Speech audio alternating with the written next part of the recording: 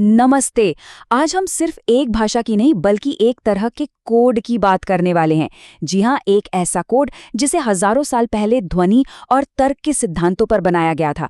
तो ये सिर्फ इतिहास नहीं है बल्कि भाषा के रूप में इंजीनियरिंग का एक शानदार नमूना है। तो चलिए इसकी गहराई में उतरते हैं। देखिए, इस भाषा का नाम ही इसकी पूरी कहानी कह देता है। संस्कृतम का मतलब ही है परिष्कृत या परिपूर्ण। ये नाम ही अपने आप में बताता है कि इसे कितनी सटीकता और एक व्यवस्थित संरचना के साथ बनाया गया, जहां हर एक अक्षर का एक तय मकसद है। आज के इस विश्लेषण में हम इसकी बनावट को एक-एक करके परत दर परत खोलेंगे। शुरुआत करेंगे इसकी नींव से, यानी ध्वनि के विज्ञान से। फिर इसकी वर्णमाला के ब्लूप्रिंट को समझेंगे। इसके बाद हम शब्दों के डीएनए यानी धातु को जानेंगे और आखिर में देखेंगे कि ये सब कुछ सरल व्याकरण और शब्दावली के साथ कैसे जुड़ता है। तो सबसे पहले बात करते हैं संस्कृत की सबसे बुनियादी लेकिन शायद सबसे शक्तिशाली चीज की, और वो है इसकी ध्वनि। ये सिर्फ बोलने का एक तरीका नहीं है, बल्कि अपने आप में ध्वनि का एक पूरा विज्ञान है। संस्कृत की जो सबसे हैरान करने वाली बात है ना, वो ये है कि ये 100% ध्वन्यात्मक है। इसका मतलब क्या हुआ? मतलब सीधा सा है, हर अक्षर की बस एक ही आवाज, जो लिखा है ठीक वही बोला जाएगा। कोई छिपे हुए नियम नहीं, कोई अपवाद नहीं, यहाँ पर ध्वनि ही सब कुछ है। इसकी सटीकता का एक और बढ़िया उदाहरण इसके स्वरों में दिखता है। यहाँ पर लघु स्वर जैसे अ और दीर्घ स्वर जैसे आ के बीच एक बिल्कुल साफ अंतर है। दीर्घ स्वर की ध्वनि को लघु स्वर से लगभग 2 गुने समय तक खींचकर बोला जाता है। इससे भाषा की लय और अर्थ दोनों में सटीकता आती है।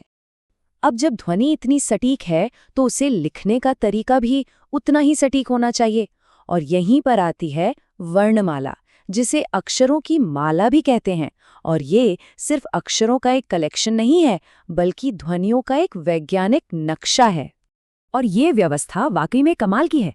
यहाँ व्यंजनों को ऐसे ही नहीं रख दिया गया है, उन्हें वैज्ञानिक तरीके से इस आधार पर जमाया गया है कि मुंह में वो आवाज कहाँ से निकलती है।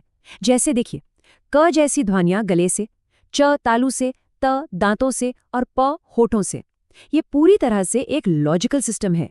इस लॉजिकल बनावट का नतीजा ये होता है कि सही उच्चारण, जिसे वाक् शुद्धि कहते हैं, बहुत जरूरी हो जाता है। सोचिए जरा, एक छोटी सी गलती भी किसी शब्द का मतलब पूरी तरह से बदल सकती है। इससे पता चलता है कि ये भाषा ध्वनि को लेकर कितनी संवेदनशील है। अब हम संस्कृत के सबसे दिलचस्प पहलू पर आते हैं, धातु।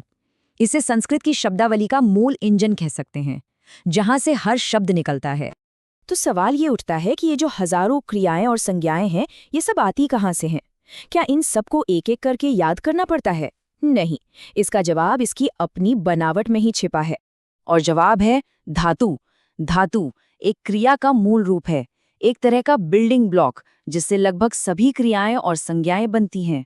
ये भाषा का डीएनए है, यानी कि कुछ 100 धातुओं को सीखकर हजारों शब्दों को समझना मुमकिन हो जाता है। चलिए एक उदाहरण से समझते हैं। यहाँ देखिए, मूल धातु है गम, जिसका मतलब है जाना। अब जब इस पर व्याकरण के नियम लगते हैं तो ये क्रिया का रूप ले लेता है और बन जाता है गच्छति, और इसका मतलब हुआ वह जाता है। देखा कैसे एक सरल से मूल से एक पूरा विचार बताने वाला शब्द बन गया। तो हमने ध्वनि और शब्दों के मूल को समझ लिया। अब देखते हैं कि इन टुकड़ों को सरल व्याकरण और शब्दावली के जरिए एक साथ कैसे पिरोया जाता है।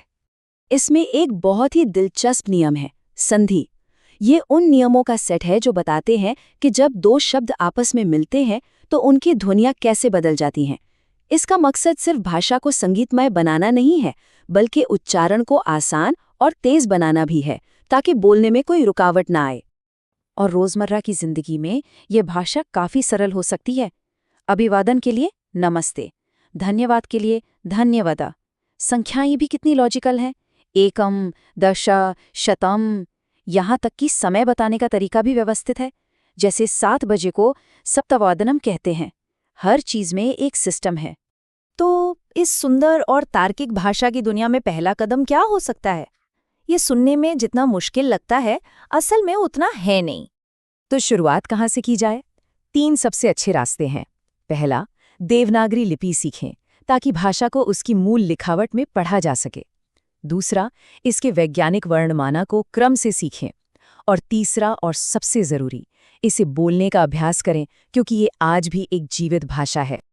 आखिर में बस एक सवाल के साथ छोड़ जाते हैं, एक ऐसी भाषा जो पूरी तरह ध्वनि और तर्क की नींव पर बनी है, वो हमें दुनिया को देखने का कौन सा नया नजरिया दे सकती है?